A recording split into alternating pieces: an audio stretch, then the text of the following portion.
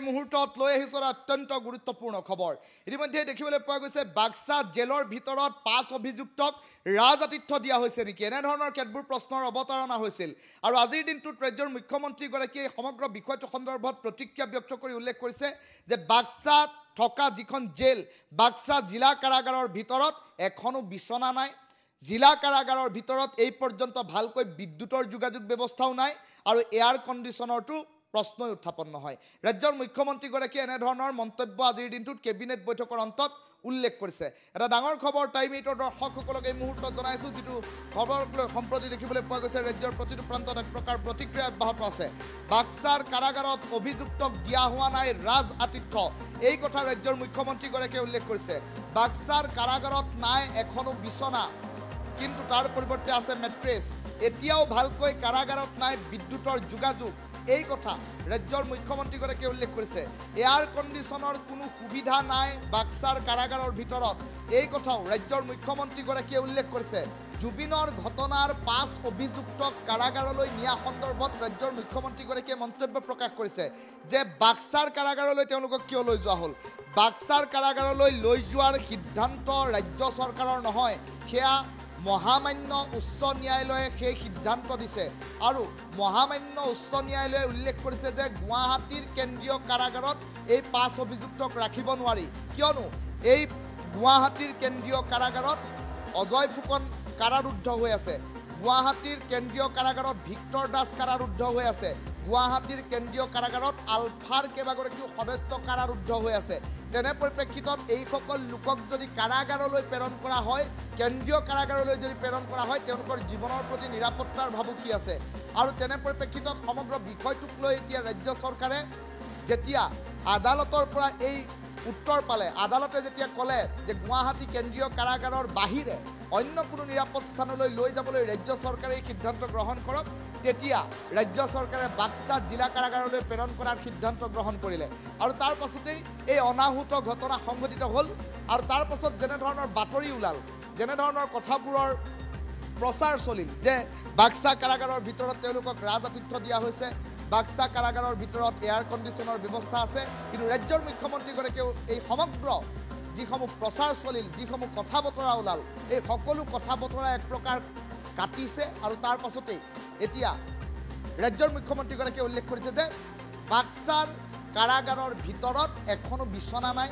Air কণ্ডিশ্যনৰ সুবিধা নাই বিদ্যুতৰ যোগাযোগ ব্যৱস্থাও এই পৰ্যন্ত বাক্সাৰ কাৰাগাৰৰ ভিতৰত নাই বুলি ৰাজ্যৰ মুখ্যমন্ত্ৰীগৰাকীয়ে সমগ্ৰ বিষয়টোক লৈ প্ৰতিক্ৰিয়া ব্যক্ত কৰিছে এটা ডাঙৰ খবৰ টাইম 8 দৰ্শকসকলক এই মুহূৰ্তত জনাই আছোঁ য'ত দেখিবলৈ পোৱা গৈছে জুবিনৰ ঘটনাৰ 5 অভিযুক্তক বাক্সাৰ কাৰাগাৰলৈ প্ৰেৰণ কৰাৰ পাছতে সম্প্ৰতি দেখিবলৈ পোৱা গ'ল ৰাজ্যৰ বাক্সাত ৰাজ্যৰ এখন গুৰুত্বপূৰ্ণ জিলা বাক্সা য'ত এক প্ৰকাৰ উত্তপ্ত পৰিৱেশৰ সূচনা হ'ল আৰু তেনে পৰিপ্ৰেক্ষিতত বিভিন্নজনে প্ৰশ্ন উত্থাপন কৰিলে যে ৰাজ্যৰ বহু জেল আছিল বহু কাৰাগাৰ আছিল তেনে পৰিপ্ৰেক্ষিতত সেই কাৰাগাৰৰ পৰিৱৰ্তে বাক্সাক কিয় বাছনি কৰি লোৱা হ'ল তেতিয়া ৰাজ্যৰ মুখ্যমন্ত্ৰীগৰাকীয়ে সেই প্ৰশ্নৰ উত্তৰত উল্লেখ কৰিছে যে যিখন বাহনত লৈ যোৱা হৈছে 5 গৰাকী অভিযুক্তক ৰাজ্যৰ যি পৰিস্থিতি এই পৰিস্থিতিৰ মাজত এই 5 গৰাকী অভিযুক্তক দূৰণিবতীয়া প্ৰান্তলৈ লৈ যোৱাটো অসম্ভৱ কিয়নো ৰাজ্যৰ জনতা এক প্ৰকাৰ খৰ্গহস্ত হৈ আছে গতিকে গুৱাহাটীৰ পৰা এঘণ্টাৰ ভিতৰত পাব পৰা আশে পাশে থকা কোনো জেললৈ লৈ যাব লাগিব তাৰ বাবে ৰাজ্য চৰকাৰে 7ৰ পৰা 8খন জেল বাছনি কৰি থৈছিল ইয়াৰ ভিতৰত নলবাৰী আছিল ইয়াৰ ভিতৰত মৰিগাঁও আছিল ইয়াৰ ভিতৰত জাগিৰোড আছিল ইয়াৰ ভিতৰত বৰপেটা আছিল অন্যান্য কেইবাখনো ওচৰ চুবুৰীয়া জেলৰ সৈতে কথা বতৰা হৈ আছিল আৰু আগতীয়াকৈ সেইসমূহ জেলত কথা বতৰা পাতি থকা হৈছিল তেনে পৰিপ্ৰেক্ষিতত শেষত সিদ্ধান্ত গ্ৰহণ হ'ল যে নলবাৰীলৈ যদি নিয়া হয় নলবাৰীটো কিন্তু গুৱাহাটী কেন্দ্ৰীয় কাৰাগাৰতকৈ যদিও কম কয়দী আছে তথাপিও কিন্তু কয়দীৰ সংখ্যা যথেষ্ট তেনে পৰিপ্ৰেক্ষিতত নলবাৰী আৰু গুৱাহাটীৰ মাজত পাৰ্থক্য বৰ বিশেষ এটা একো নাথাকিব তেনে পৰিপ্ৰেক্ষিতত কম কয়দী থকা এখন জেল বাক্সালৈকে লৈ যোৱাৰ সিদ্ধান্ত হওক এনেধৰণৰ কেতবোৰ সিদ্ধান্ত লৈ বাক্সালৈকে লৈ যোৱা হ'ল আৰু এটা অনাহুত পৰিস্থিতিৰ সৃষ্টি হ'ল আৰু তেনে পৰিপ্ৰেক্ষিতত ৰাজ্যৰ মুখ্যমন্ত্ৰীগৰাকীয়ে সুস্পষ্টকৈ উল্লেখ কৰিছে যে বাক্সাৰ কাৰাগাৰত যে ৰাজ আতিথ্য দিয়া বুলি উল্লেখ কৰা হৈছে এই ৰাজ আতিথ্য কিন্তু তেওঁলোকক দিয়া হোৱা নাই কিয়নো বাক্সাৰ কাৰাগাৰৰ ভিতৰত নাই বাক্সাৰ কাৰাগাৰৰ ভিতৰত এখনো বিছনাৰ ব্যৱস্থা নাই বাক্সাৰ কাৰাগাৰৰ ভিতৰত বিদ্যুতৰ এতিয়ালৈকে ভালকৈ যোগাযোগ ব্যৱস্থাই নাই এয়াৰ কণ্ডিশ্যনৰটো প্ৰশ্নই নুঠে ৰাজ্যৰ মুখ্যমন্ত্ৰীগৰাকীয়ে বিষয়টোক লৈ কি মন্তব্য কৰিছে মন্তব্য শুনাই লৈছোঁ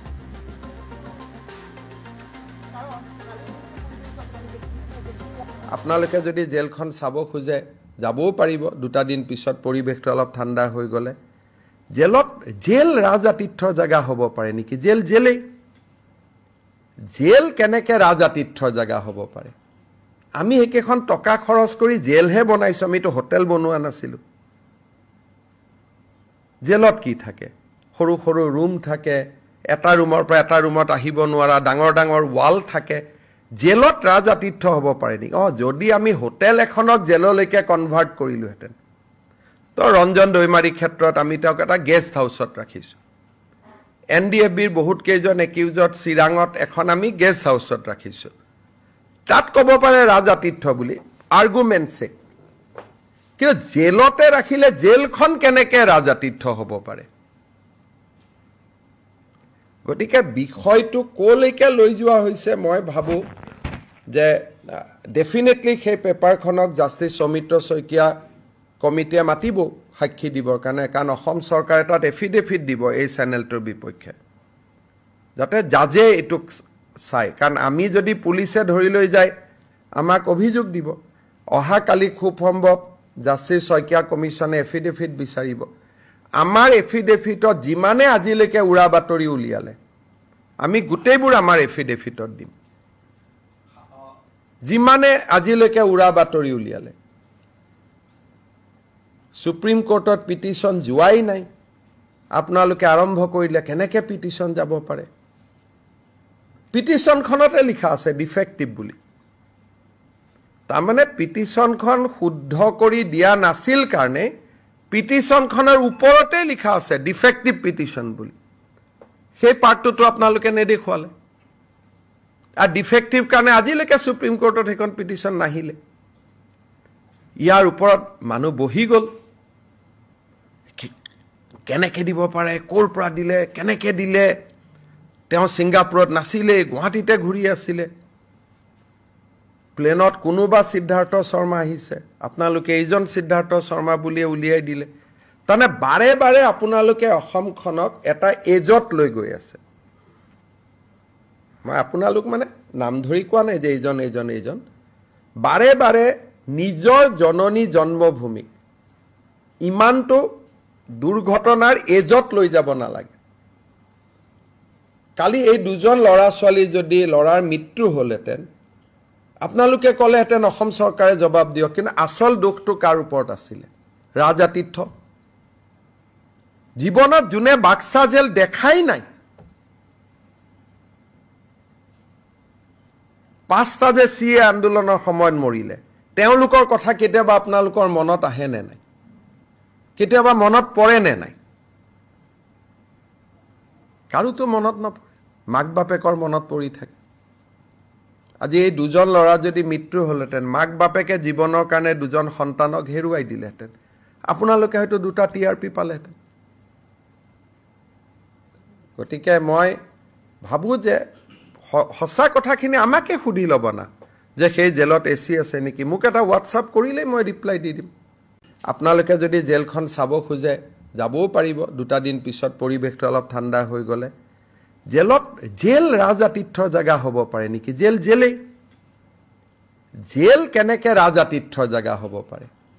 আমি একেখন টকা খৰচ কৰি জেলহে বনাইছোঁ আমিতো হোটেল বনোৱা নাছিলোঁ জেলত কি থাকে সৰু সৰু ৰুম থাকে এটা ৰুমৰ পৰা এটা ৰুমত আহিব নোৱাৰা ডাঙৰ ডাঙৰ ৱাল থাকে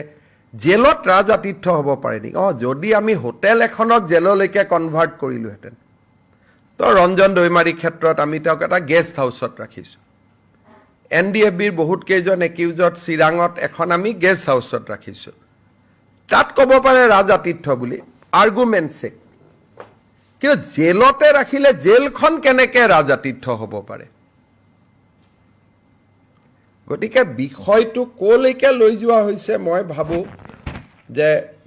ডেফিনেটলি সেই পেপাৰখনক জাষ্টিছ সৌমিত্ৰ শইকীয়া কমিটিয়ে মাতিব সাক্ষী দিবৰ কাৰণে কাৰণ অসম চৰকাৰে তাত এফিডেভিট দিব এই চেনেলটোৰ বিপক্ষে যাতে জাজে এইটোক চাই কাৰণ আমি যদি পুলিচে ধৰি লৈ যায় আমাক অভিযোগ দিব অহাকালি খুব সম্ভৱ জাষ্টিছ শইকীয়া কমিশ্যনে এফিডেভিট বিচাৰিব আমাৰ এফিডেভিটত যিমানে আজিলৈকে উৰা বাতৰি উলিয়ালে আমি গোটেইবোৰ আমাৰ এফিডেভিটত দিম যিমানে আজিলৈকে উৰা বাতৰি উলিয়ালে সুপ্ৰিম কোৰ্টত পিটিশ্যন যোৱাই নাই আপোনালোকে আৰম্ভ কৰিলে কেনেকৈ পিটিশ্যন যাব পাৰে পিটিশ্যনখনতে লিখা আছে ডিফেক্টিভ বুলি তাৰমানে পিটিশ্যনখন শুদ্ধ কৰি দিয়া নাছিল কাৰণে পিটিশ্যনখনৰ ওপৰতে লিখা আছে ডিফেক্টিভ পিটিশ্যন বুলি সেই পাৰ্টটো আপোনালোকে নেদেখুৱালে আৰু ডিফেক্টিভ কাৰণে আজিলৈকে সুপ্ৰিম কোৰ্টত সেইখন পিটিশ্যন নাহিলে ইয়াৰ ওপৰত মানুহ বহি গ'ল কেনেকৈ দিব পাৰে ক'ৰ পৰা দিলে কেনেকৈ দিলে তেওঁ ছিংগাপুৰত নাছিলে গুৱাহাটীতে ঘূৰি আছিলে প্লেনত কোনোবা সিদ্ধাৰ্থ শৰ্মা আহিছে আপোনালোকে এইজন সিদ্ধাৰ্থ শৰ্মা বুলিয়ে উলিয়াই দিলে তাৰমানে বাৰে বাৰে আপোনালোকে অসমখনক এটা এজত লৈ গৈ আছে মই আপোনালোক মানে নাম ধৰি কোৱা নাই যে এইজন বাৰে বাৰে নিজৰ জননী জন্মভূমিক ইমানটো দুৰ্ঘটনাৰ এজত লৈ যাব নালাগে কালি এই দুজন ল'ৰা ছোৱালী যদি ল'ৰাৰ মৃত্যু হ'লহেঁতেন আপোনালোকে ক'লেহেঁতেন অসম চৰকাৰে জবাব দিয়ক কিন্তু আচল দুখটো কাৰ ওপৰত আছিলে ৰাজাতীৰ্থ জীৱনত যোনে বাক্সা জেল দেখাই নাই 5টা যে CA আন্দোলনৰ সময়ত মৰিলে তেওঁলোকৰ কথা কেতিয়াবা আপোনালোকৰ মনত আহে নে নাই কেতিয়াবা মনত পৰে নে নাই কাৰোতো মনত নপৰে মাক বাপেকৰ মনত পৰি থাকে আজি এই দুজন ল'ৰা যদি মৃত্যু হ'লহেঁতেন মাক বাপেকে জীৱনৰ কাৰণে দুজন সন্তানক হেৰুৱাই দিলেহেঁতেন আপোনালোকে হয়তো 2টা TRP পালেহেঁতেন গতিকে মই ভাবোঁ যে সঁচা কথাখিনি আমাকে সুধি ল'ব না যে সেই জেলত AC আছে নেকি মোক এটা হোৱাটছআপ কৰিলেই মই ৰিপ্লাই দি দিম আপোনালোকে যদি জেলখন চাব খোজে যাবও পাৰিব 2টা দিন পিছত পৰিৱেশটো অলপ ঠাণ্ডা হৈ গ'লে জেলত জেল ৰাজাতীৰ্থৰ জেগা হ'ব পাৰে নেকি জেল কেনেকৈ ৰাজাতীৰ্থৰ জেগা হ'ব পাৰে আমি একেখন টকা খৰচ কৰি জেলহে বনাইছোঁ আমিতো হোটেল বনোৱা নাছিলোঁ জেলত কি থাকে সৰু সৰু ৰুম থাকে এটা ৰুমৰ পৰা এটা ৰুমত আহিব নোৱাৰা ডাঙৰ ডাঙৰ ৱাল থাকে জেলত ৰাজাতীৰ্থ হ'ব পাৰে নেকি যদি আমি হোটেল এখনক জেললৈকে কনভাৰ্ট কৰিলোহেঁতেন তো ৰঞ্জন দৈমাৰী ক্ষেত্ৰত আমি তেওঁক এটা গেষ্ট হাউচত ৰাখিছোঁ NDFBৰ বহুত কেইজন একিউজত চিৰাঙত এখন আমি গেষ্ট হাউচত ৰাখিছোঁ তাত ক'ব পাৰে ৰাজাতীৰ্থ বুলি আৰ্গুমেণ্টছে কিন্তু জেলতে ৰাখিলে জেলখন কেনেকৈ ৰাজাতীৰ্থ হ'ব পাৰে গতিকে বিষয়টো ক'লৈকে লৈ যোৱা হৈছে মই ভাবোঁ যে ডেফিনেটলি সেই পেপাৰখনক জাষ্টিছ সৌমিত্ৰ শইকীয়া কমিটিয়ে মাতিব সাক্ষী দিবৰ কাৰণে কাৰণ অসম চৰকাৰে তাত এফিডেভিট দিব এই চেনেলটোৰ বিপক্ষে যাতে জাজে এইটোক চাই কাৰণ আমি যদি পুলিচে ধৰি লৈ যায় আমাক অভিযোগ দিব অহাকালি খুব সম্ভৱ জাষ্টিছ শইকীয়া কমিশ্যনে এফিডেভিট বিচাৰিব আমাৰ এফিডেভিটত যিমানে আজিলৈকে উৰা বাতৰি উলিয়ালে আমি গোটেইবোৰ আমাৰ এফিডেভিটত দিম যিমানে আজিলৈকে উৰা বাতৰি উলিয়ালে সুপ্ৰিম কোৰ্টত পিটিশ্যন যোৱাই নাই আপোনালোকে আৰম্ভ কৰিলে কেনেকৈ পিটিশ্যন যাব পাৰে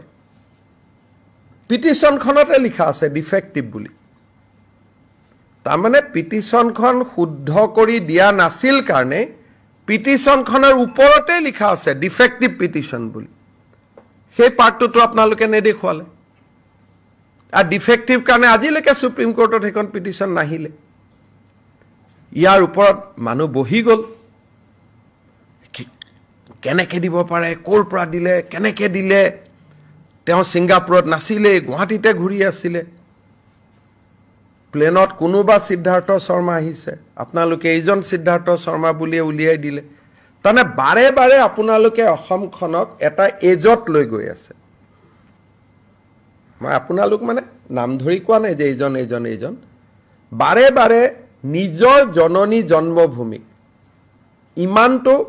দুৰ্ঘটনাৰ এজত লৈ যাব নালাগে কালি এই দুজন ল'ৰা ছোৱালী যদি ল'ৰাৰ মৃত্যু হ'লহেঁতেন আপোনালোকে ক'লেহেঁতেন অসম চৰকাৰে জবাব দিয়ক, কিন্তু আচল দোষটো কাৰ ওপৰত আছিলে? ৰাজাতীৰ্থ। জীৱনত যোনে বাক্সা জেল দেখাই নাই, 5টা যে CA আন্দোলনৰ সময়ত মৰিলে, তেওঁলোকৰ কথা কেতিয়াবা আপোনালোকৰ মনত আহে নে নাই? কেতিয়াবা মনত পৰে নে নাই?